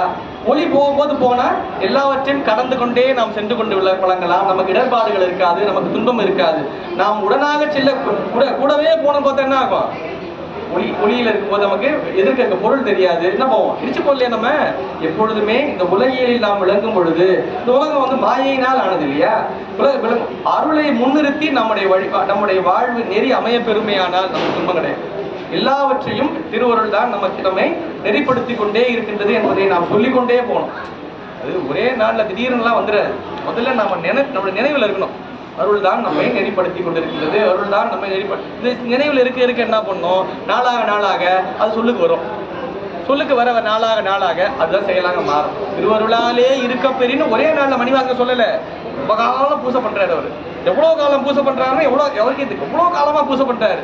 ஒரு நாளைக்கு 6 கால பூசை. எப்பொழுதுமே நித்தலும் அவனை நின்று கொண்டு இமைப்பொழுதும் என் நெஞ்சில் நீங்காதான் தாழ் என்று ஒரு இலக்கணம் சொல்றாரு. வேறையா 12 திருமணம் வேற யாருமே சொல்லாத இலக்கணம். அப்படி ஒரு இலக்கணமா பெருமான் இமைப்பொழுதும் கூட உயிரை விட்டு விலகுவதில்லை. அந்த அனுபவம் எல்லாருக்கும் வருதா? சாமி எங்க சார் நமக்கு இருக்க அப்படி நம்ம அருளை நாம் என்ன பண்றோம்? மறந்துடுறோம் இல்லையா? எப்பொழுதுமே அருளாளர் என்ன பண்ணுவாங்க? அருள் தான் நம்மை நெறிப்படுத்தி கொண்டு. ஏன் அருளுக்கு பின்னாக விளங்கினால் அருள் நம்மை நெறிப்படுத்தும். அருளுக்கு உடனாக விளங்கும் பொழுது நாம் அதை அனுபவத்தை பெற இயலாது எல்லாம் சொல்லிட்டு இன்னொரு அடுத்த பாடல் சொல்றேன். கொஞ்சம் இதுவாகவே போறது. ஏன்னா நம்ம நாள் அதிகமாயிட்டே போயிட்டு என்னுடைய என்னன்னா எப்படியாவது இந்த வருடத்துக்குள்ளாவது திருவர் பயணம் முடிக்கலாமான்னு தான் பார்க்குறேன். என் காரணம் என்னன்னா ஐயா சொன்னதுதான். நெடிய நாள் போக அடுத்தடுத்த பகுதியை சிந்திக்கணும் இல்லையா? நம்ம அதுவும் பார்க்கணும். முடித்த வரைக்கும் பார்ப்போம். நாம சந்தேகங்கள் யாருக்காக இருந்தால் நீங்க கூட கேட்கலாம், நினைக்கலாம், பதிலாக கூட சொல்லலாம். இப்போ அருளை பற்றிய சிந்தனைகளாக விளங்குகிறது. அருளை எல்லாம் பெறுவதற்கு எது காரணமாக விளங்குகிறது? நமக்கு நம்ம அறிவு காரணமா? இல்லை.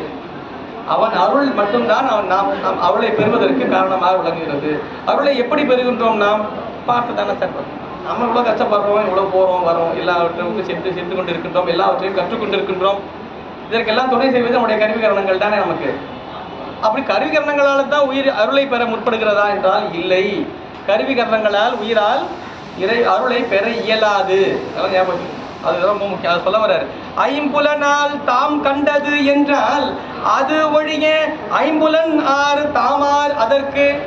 சிவசமவாதிகள்னு ஒரு கூட்டம் கிட்டத்தட்ட இந்த அகச்சமயம்னு சொல்ற 6 சமயங்களாக பிரிக்கும் பொழுது 4 பிரிக்கிறார்.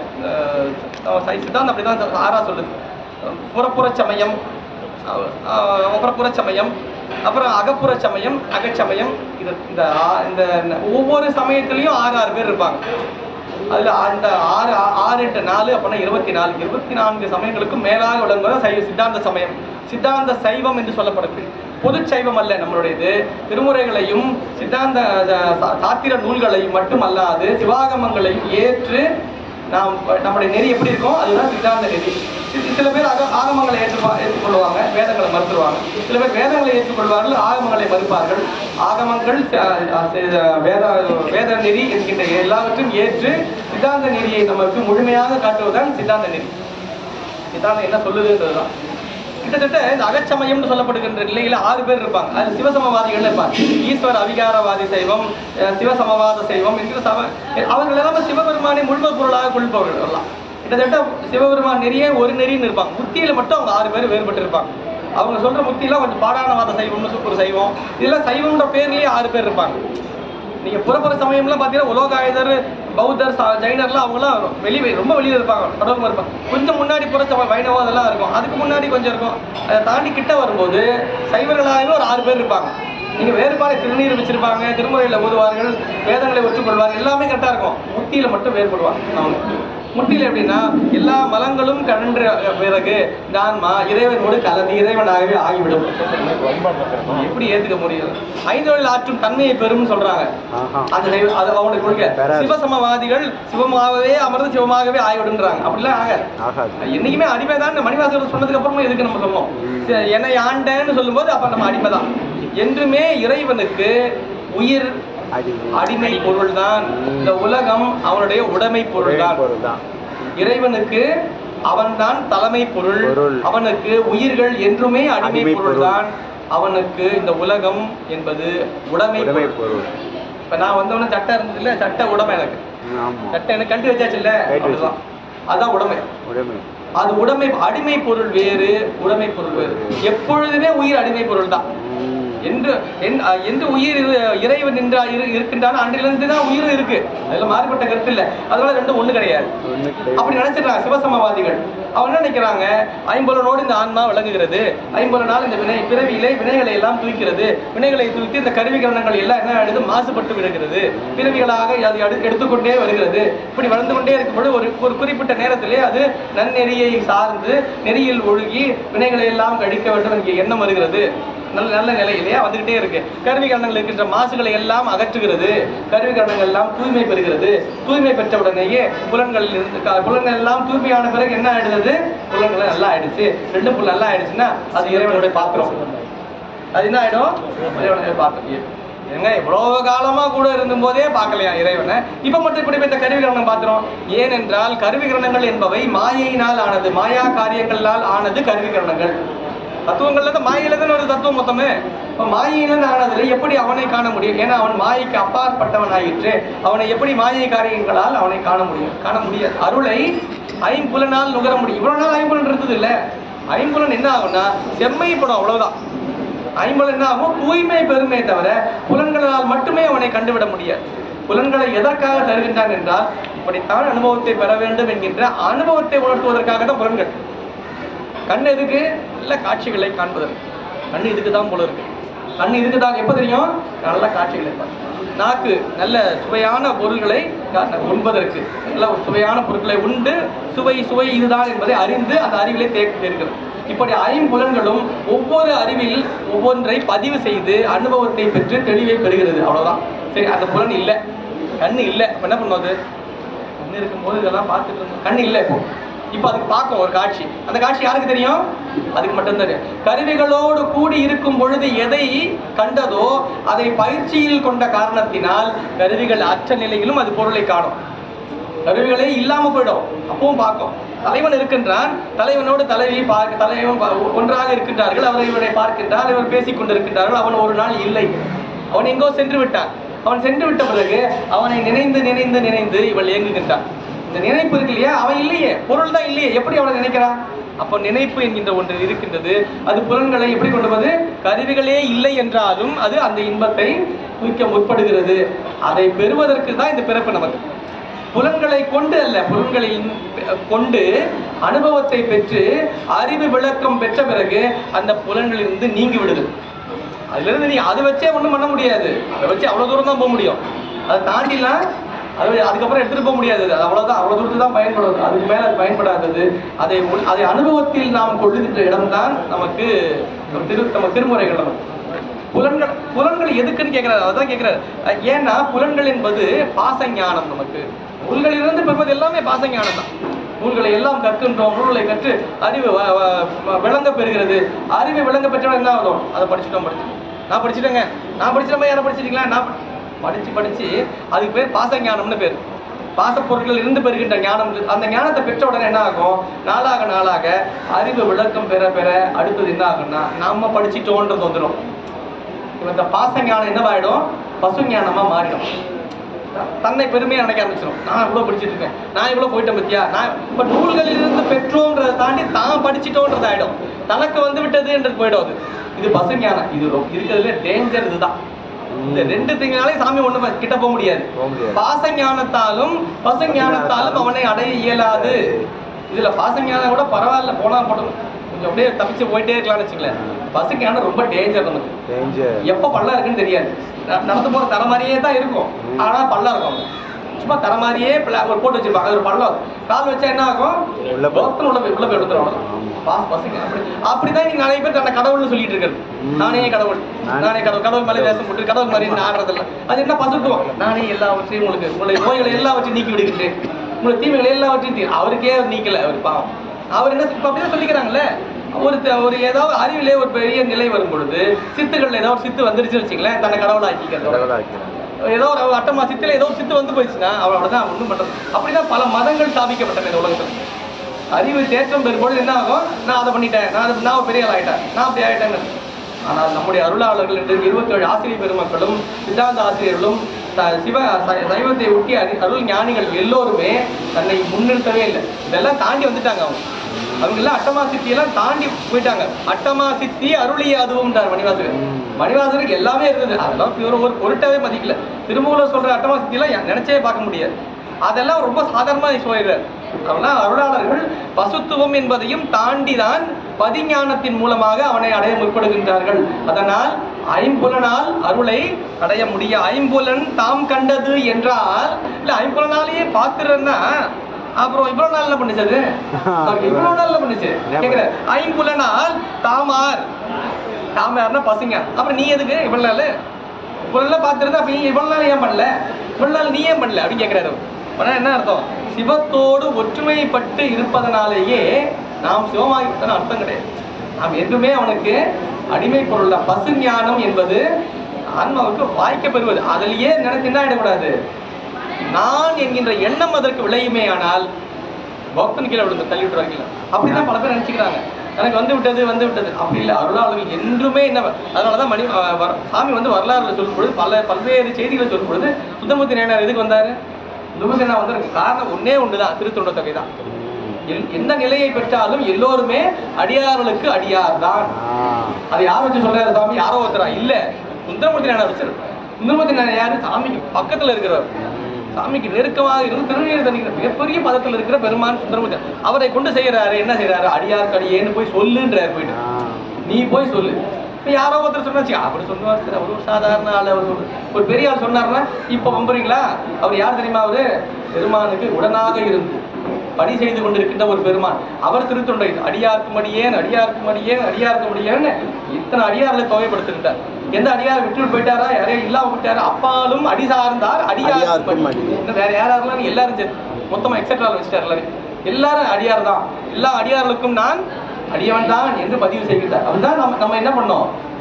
அடுத்த நிலைக்கு கொண்டு போனோம். நம்மை அடிமை நிலையில் வைத்திருந்தால் தான் நாம் மேலே ஏறணும். பெருமான் திருமுக பாசல் எழுதுகின்றார்.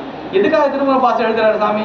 எதையாவது முக்கியமான செய்தியை சொல்றாரா? இல்ல, ஒரு அடியாருக்கான பொருள் உதவியை ஒரு அடியவரிடத்தில் கேட்டு பெறுவதற்காக பெருமான் பாடல் எழுதுறார்.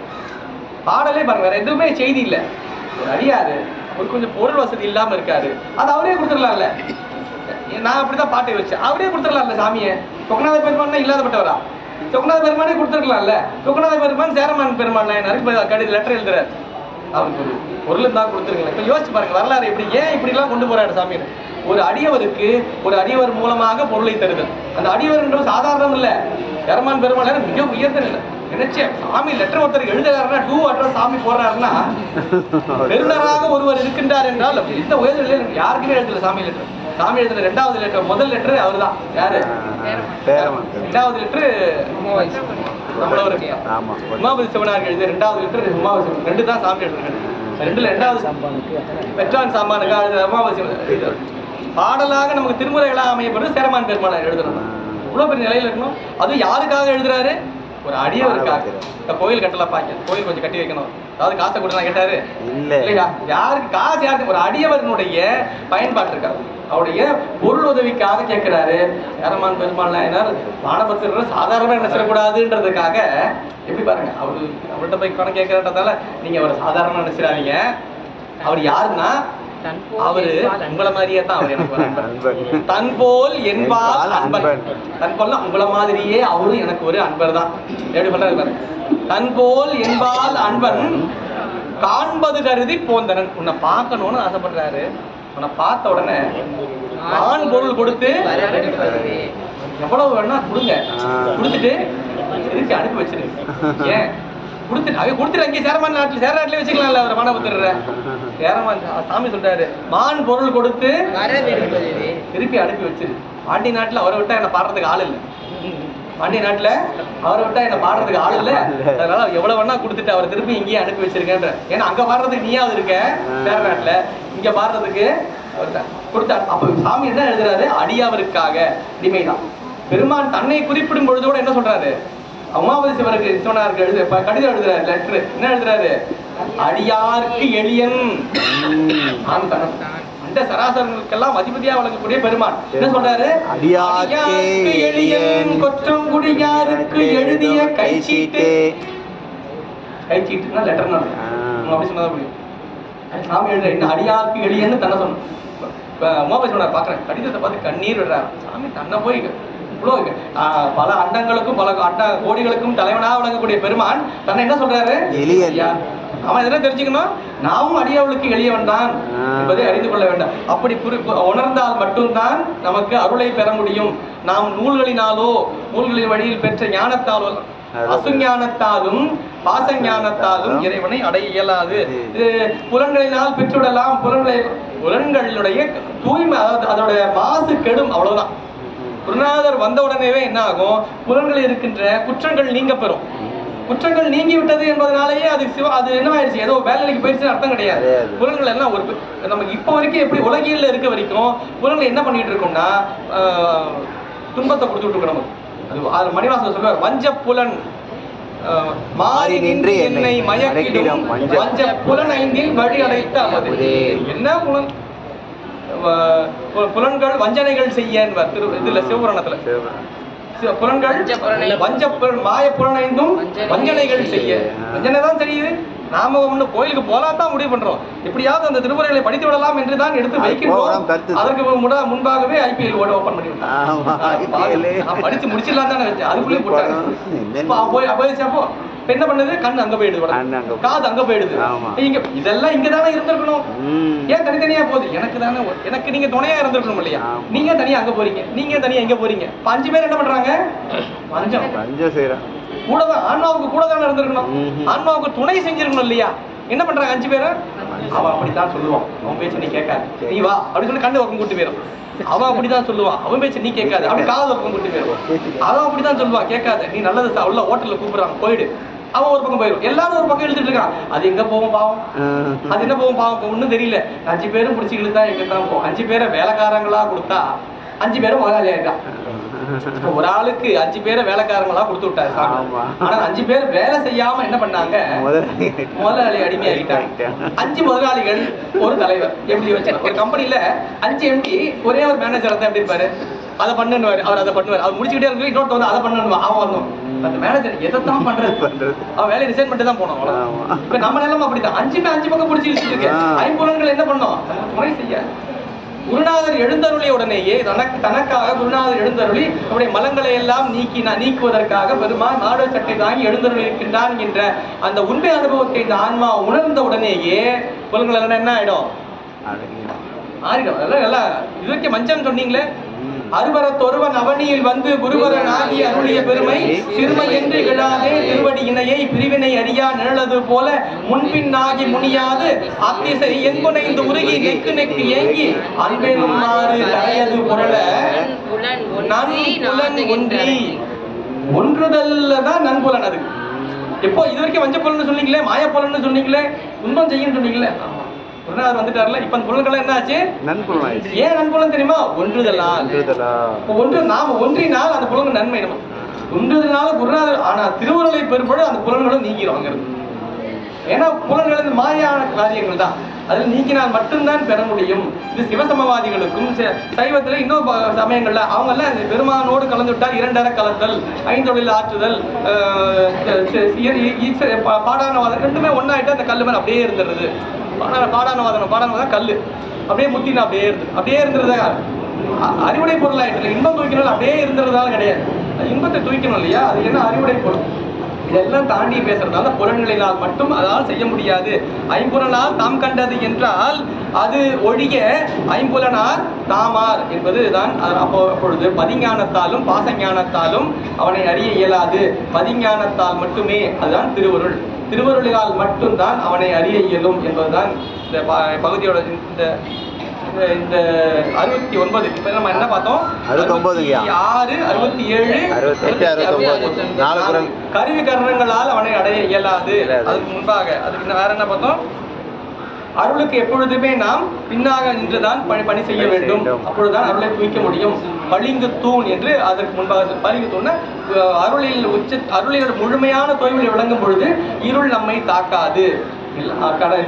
முதலாக நான் சிந்தித்தது எது என்றால், அவன் அருளை அவனுடைய விருப்பம் இல்லாமல் நம்மால் பெற இயலாது. அருள் நிதி என்பது கவர முடியாது. அருளை நம்மால் கவர்ந்து விடவெல்லாம் முடியாது. தகுதியின் பார்ப்பட்டே அருளை பெற இயலும் என்பதுதான் இந்த 4 பகுதியினுடைய சிறந்த செய்தி. இது எல்லாவற்றிலுமே ஊடாக விளங்குகின்ற ஒரு செய்தி என்னன்னா அருள் தான். அருளை எப்படி, திருவருளை எப்படி இந்த ஆன்மா பெற இருக்கின்றது, அதற்கு தகுதிப்படுத்தி கொண்டே இருக்கின்றார் நம்முடைய உமாபதி சிவனார். அதுதான் நமக்கு நம்முடைய சிந்தனையில் நமக்கு சேர்க்கும் போது அது இவ்வளவு தெரிஞ்சுக்கோமா, இன்னைக்கு இதுல இருந்து நீக்கும். எந்தெந்த பொருள் இருந்து நாம் நீங்குகின்றோமோ அதுதான் அறிவில் நமக்கான தெளிவு. அதுதான் எந்தெந்த பொருளை பெறுவது அல்ல. நாம் இந்த பிறவிலே நாம் பெற்றுக்கொண்டே இருப்பதல்ல இந்த பிறவியினுடைய பயன். இந்த பிறவியுடைய பயன் என்ன? எதிலிருந்து நாம் நீங்குகின்றோம். ஏன்னா இந்த உலகத்தில் இருக்க எல்லாமே மாயை தான். மாயினால் ஆக்கப்பட்ட எல்லா பொருளிலிருந்தும் நாம் நீங்க வேண்டும். அதை துய்த்து அதிலிருந்து நீங்க வேண்டும். துய்த்து நீங்க வேண்டும். அதுக்கு தான் தரேன். அதை துய்த்து அதிலேயே இருக்கிறதுக்காக கொடுக்கல. அங்கேயே இருந்தா அங்கேயே இருக்கிறதுக்காக எதுக்கு தெரிஞ்சுக்கிறதுக்காக கொடுத்தேன். தெரிஞ்சுக்கிட்டோட என்ன பண்ணணும்? நான் அடிக்கடி சொல்றதுதான், ஒரு பாத்திரத்துல அழுக்கு என்ன பண்ணணும்? அழுக்க தேய்க்கிறது, அழுக்க எடுக்கிறதுக்கு ஒரு அழுக்கு எடுக்கிறது பொருளை ஒன்று போட்டு போய் நல்லா தேய்க்கணும். நல்லா போட்டு தேய்க்க அழுக்கு போயிடுச்சு. அழுக்கு போயிடுச்சு அப்படியே விட்டுறதா? அழுக்கு போயிடுச்சு. அழுக்கு தேய்க்க பயன்பட்ட அந்த பொருள் என்ன பண்ணணும்? அதையே அதுல எடுத்துடணும். அழுக்கு எடுக்கிறதுக்கு பயன்பட்டது இல்லை. நாறு, சபீனா, கல், மண்ணெல்லாம் போட்டுருப்பீங்களா? அதெல்லாம் அப்படியே விட்டுருவீங்களா? அதையும் சேர்த்து எடுத்துடணும். எடுக்கலன்னா இன்னும் பிரச்சனையாயிரும். எது தூய்மைக்கு பயன்பட்டதோ அதையும் நீக்க வேண்டும். அதுதான் நமக்கு நம்ம திருமுறைகள் காட்டுகின்ற நெறி என்று சொல்லி ஔவையார் ரொம்ப அருமையா சொல்றார். 4 அறம், பொருள், இன்பம், வீடு என்கின்ற 4. இது எல்லாருக்கும் தெரியும். இதுதான் நமக்கான 4 வேதம் என்பது. இந்த அறம் என்றால் என்ன, பொருள் என்றால் என்ன, இன்பம் என்றால் அறம் என்றால் நாம் பெருமானை முழுமையாக விருப்பத்தோடு அவனுக்கு செய்வதுதான் அறம். பொருள் ஈதல் அறம் கொடுக்குறோம்ல, வச்சு என்னமோ ஈதல் அறம். தீவினையின்றி ஈட்டல் பொருள். பொருள்னா என்ன? தீவினை இல்லாமல் ஈட்ட பொருள். ஈதல் அறம், தீவினையின்றி ஈட்டல் பொருள். காதல் இருவர் கருத்தொருமித்து ஆதரவுப்பட்டதே இன்பம். 2 பேர் ஒன்னா ஒத்த கருத்தோடு விளங்குகின்றார்கள். அதுதான் இன்பம். காதல் இருவர் கருத்தொருமித்து ஆதரவுப்பட்டதே இன்பம். ஈதலறம், தீவினையின்றி ஈட்டல் பொருள், கருத்தொருமித்து இருவர் ஆதரவுப்பட்டதே இன்பம். இப்ப வீடு, பரனை நினைந்து இம்மூன்றையும் விட்டதே வீடு. பரனை நினைந்து மூன்றையும் விட்டதே வீடு. அப்ப எதுக்கு சார் அறம்? விடணுன்றதுக்காகத்தான். எதுக்கு பொருள்? விடணுன்றதுக்காக. எதுக்கு இன்பம்? விடணும். பரனை நினைந்து ஈதல் அறம், தீவினையின்றி ஈட்டல் பொருள், கருத்தொருமித்து இருவரும் ஆதரவு பட்டதே இன்பம். பரனை நினைந்து இம்மூன்றையும் விட்டதே வீடு. விடுவதுதான் இந்த பிறவியுடைய நோக்கம். அதனாலதான் அருணா சொன்னாரு, என்ன சொன்னாரு? அனுபூதியில ஒரு அற்புதமான பாவம். அவனை பெறுதல் என்பது எது நலம்? நமக்கு இழத்தல் தான் நலம். இழத்தலே நலம். தன்னை இழந்த நிலைதான் நமக்கு நலத்தை தருவது. நாம் என்ன நினைச்சிட்டு இருக்கோம்? பெறுதல் நலம்னு இருக்கோம். இழத்தல் தான் நலம். இந்த பிறவியிலே நாம் எதை இழக்கின்றோம் என்பதை பார்க்கணும். இழத்தல் நமக்கு இழப்பு அல்ல, நமக்கு தோல்வி அல்ல. இழத்தல் நம்முடைய உண்மை நிலையை நமக்கு உணர்த்துவது எது? இழத்தல் தான் என்பதை மட்டும் சொல்லி இந்த அற்புதமான இந்த திருவருட்பயன் சிந்தனை நமக்கு கேட்பதற்கு மட்டுமல்ல, கேட்டு அது உள்ளூர என்று அதை அனுபவத்தில் கொள்வதற்குமாகும் என்று சொல்லி இந்த அளவிலே இளையனுக்கும் இந்த நல்ல வாய்ப்பை நல்கி இளையனை இந்த நல்ல நிலையிலே ஆற்றுப்படுத்திக் கொண்டிருக்கக்கூடிய அற்புதநாதர் ஐயாவுடைய பொன்னார் திருவடிகளையும் இறுதி கட்ட அடியார் பெருமக்கெல்லாம் பொன்னார் திருவடிகளையும் சிற்றடியே மதமை மொழியால் வணங்கி மழுது இதோடு இளையானை உரையை நிறைவு செய்கின்றேன். நன்றி, வணக்கம். திருச்சிற்றம்பலம். காவாய் கனகத்திரளே போற்றி, மலையானே போற்றி போற்றி. திருச்சிற்றம்பலம்.